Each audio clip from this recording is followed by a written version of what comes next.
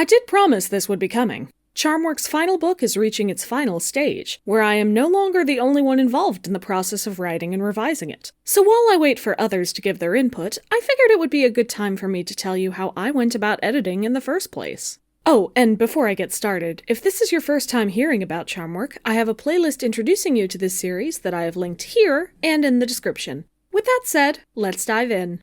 It's hard to understate how important the editing process is. To give you an idea, I gave myself about 2 weeks to write and give an initial edit to each chapter, fitting it in among my other responsibilities. However, after every chapter was written, I spent 2 months on editing the whole book, just to give myself a draft I was happy to get others' opinions on. The initial writing process varies for everyone, but in my case, because I do so much planning ahead of time with very detailed chapter outlines, the writing of each chapter mainly focuses on seeing how the scenes and character interactions should flow together, which is something that can change bit by bit over time. Because I was writing a roughly 30-chapter book at a pace of 2 weeks per chapter, I naturally got new ideas and interpretations for old ideas that I didn't have when I began writing. There are also some sections or entire chapters that I had to rush to get out or force myself to get out when I was writing because of crunched work schedules or stressful life experiences that popped up over the writing period. All of this variety is why editing and revising is such an essential part of writing. And yes, I said editing and revising as they are different things. Editing generally focuses on mechanics, formatting, spelling and grammar, consistency, word choice, and other more granular structural elements to your story. Revising looks at the narrative, from characterization to plot cohesion to pacing to lore to foreshadowing, and makes more broad changes to them to keep the story engaging. Both are important, and in my case, I found it easier to start from the most broad revision elements and slowly get more granular as I went on. When I finished the story, I waited a week before I even started revising, because I wanted to be able to look at the full book with fresh eyes to begin noticing things I wanted to change. After that time, though, the first thing I did was read through the entire story front to back. This served several purposes. First of all, there were some changes I already knew I wanted to make before starting the editing process. As I was writing the book, if there was ever something I realized I wanted to add but couldn't figure out how to write, or any changes I wanted to make through chapters or outlines I wasn't currently working on, I'd note it down. As I went through my reread, I added or fixed any of those chapter-specific notes I had down. But mainly, this reread served to help me remember what was in the story, considering I wrote the prologue in the winter of 2024. I also took this time to look broadly at the pacing of the book, and whether different plot or character elements take too long or come too suddenly. I reordered a couple of chapters during this step and made the necessary edits to make that timeline work. Once I was familiar with my book in its current state, I wanted to step back to an even broader perspective. This is really only relevant if you're writing a multi-book and fully planned series, but I read through and revised all of the chapter outlines for books 2 through 5, adding in the new ideas that came to me over the year it took me to write my first book. All of the wider ideas and plot directions remained the same, but I altered the execution for many beats, as well as adding in some new lore to make things more emotionally resonant, more interlocked across different character arcs, or more thematically cohesive. The outline revision also reminded me of where the overall story was going to go, so that I could pay attention, in further read-throughs, to whether or not Book 1 was taking me in the right direction at the right speed. With both read-throughs done, I began the edits that crossed several chapters of my first book and couldn't be corrected in a single linear read-through. The first of these was checking the consistency of any minor characters that I used. There are 2 methods I use to track down appearances of specific characters.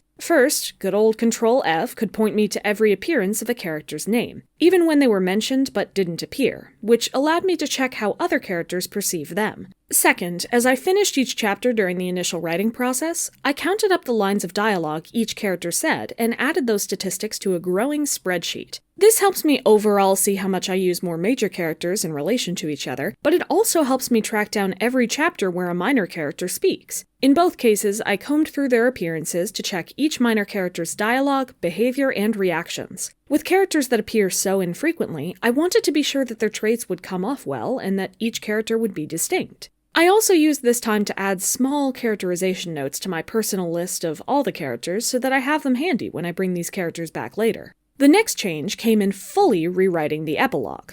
After looking at and revising the next book's chapter outlines, I had a better idea of where I wanted to leave the first book so that it was both more connected to the characters we learned about in that time, and serves as the first direct foreshadowing of the series-wide conflict.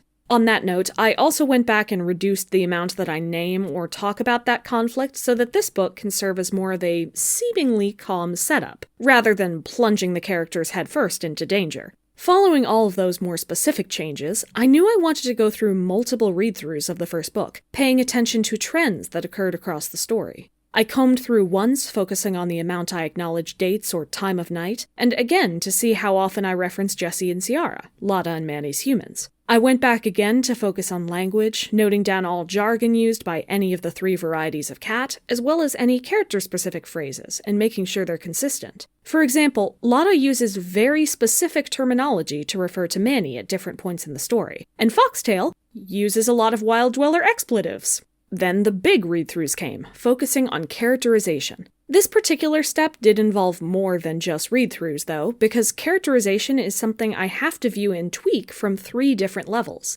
The backbone to each character is the notes in my outline about backstory, motivations, fears, and key relationships. When I need reminders of these, I can go back and look at my series Bible to refamiliarize myself with what is driving them. However, most of my characters don't talk openly or even know about those elements of themselves, even as I consider how it drives their decisions. The more direct factor driving characters' actions while I write is the emotions each character has at different points in the story, and what their arc is supposed to be across the whole series. In order to viscerally connect with this, I listen to the character playlists I made, which document their emotions in order through every book, with about 5 to 7 songs making up each book's arc for each character. In the moment of a scene, though, I also need to focus on patterns of behavior. Different characters going through the same emotions might choose to deal with those emotions in very different ways, whether they become emotional or guarded or jokey or even run away or take drastic action to concretely fix something.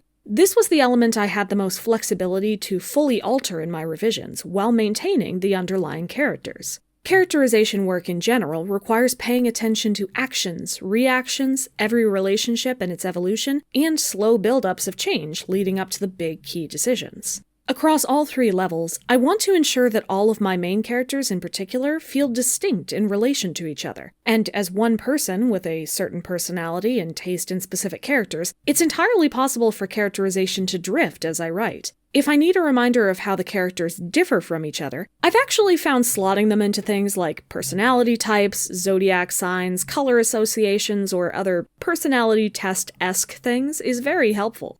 I first did read-throughs focusing on Spring and Elm's characterizations, because after the initial read-through, one of my goals was adding more levity, and the way I chose to do that was through making Spring more jokey and sarcastic as a coping mechanism rather than guarded and stern, and making Elm more warm and inviting despite their misunderstandings of some of the aspects of the characters they help. I went through every other character as well, but these are the 2 that changed most drastically. When all of those story read-throughs were done, I had a few short searches to do as I checked for things that could be inconsistent. This included things like making sure a specific house cat's house looks the same in each chapter it appears, checking that the ages and backstory timelines of Spring and Lotta, which were altered, are presented consistently, checking for human emoting words that aren't used by cats and altering them, checking for how a character who is referred to with different names by different characters is named, and then really mechanical things like checking for uses of dashes versus M-dashes and the traditional built-in spelling and grammar check. Yes, I'm aware that Yasuri isn't an English word. It's a fictional month. Please calm down.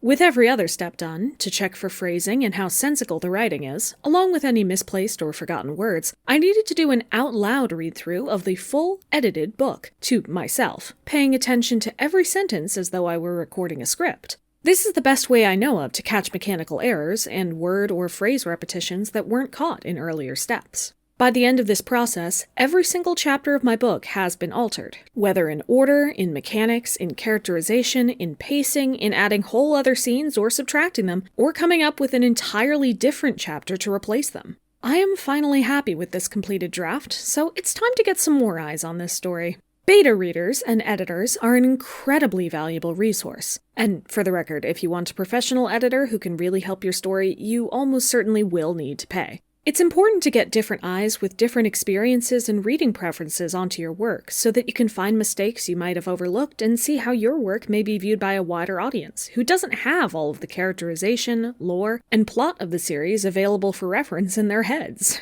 I find it is useful to have a few different types of beta readers. It's nice to have at least one who is character-focused to see how they would describe each character after reading. So you can ask things like whether characters feel consistent, if their characterization is too obvious or too subtle, or if they personally love or hate reading about any particular characters. Having a plot-focused reader allows you to ask if the plot makes sense, how the pacing feels, if they have any guesses as to where the story will go based on your foreshadowing, and whether it feels like an engaging story. It's especially important to get beta readers familiar with the particular genre you're shooting for, to see if they think your book aligns with the tropes, conventions, or expectations they have for a book from that genre, and whether any deviations from those expectations are intentional and connected to the themes. Speaking of, a reader focused more on theme or messaging can also be useful, so that you can ask what messages come across between the behavior of the characters, the setup of the world and plot, and the reactions of the characters to all of these elements. In other words, the framing. Are any unintentional messages being created, or are there any poor lessons your characters learn in book 1 that will be clarified or corrected in later books?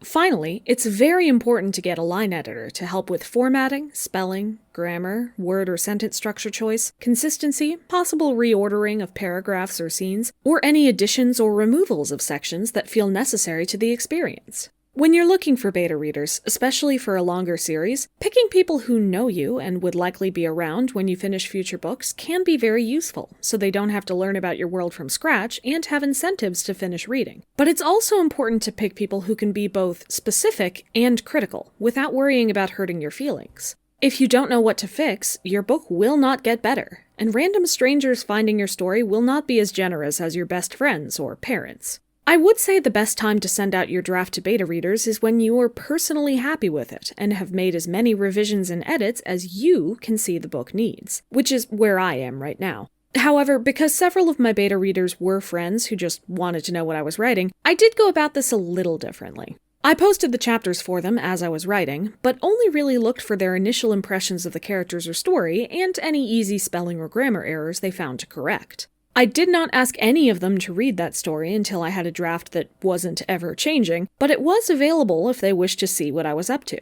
It's also important to remember that you don't have to listen to every note a beta reader provides. Sometimes different readers' notes may even contradict each other. However, it is important to get a broader range of opinions that can help you see what might entice, bore, or frustrate a variety of readers. Those readers now have my story in hand, and considering this is fully volunteer work, I can't really force them to rush themselves against their own schedules, so as I wait for them to come back with their notes, I think it's time that I finally research that whole publishing thing I've been avoiding.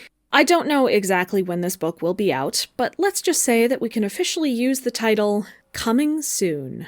Thank you for watching, and always remember that no piece of writing will be perfect on the first try. The more work you put into polishing, the shinier your diamond will become.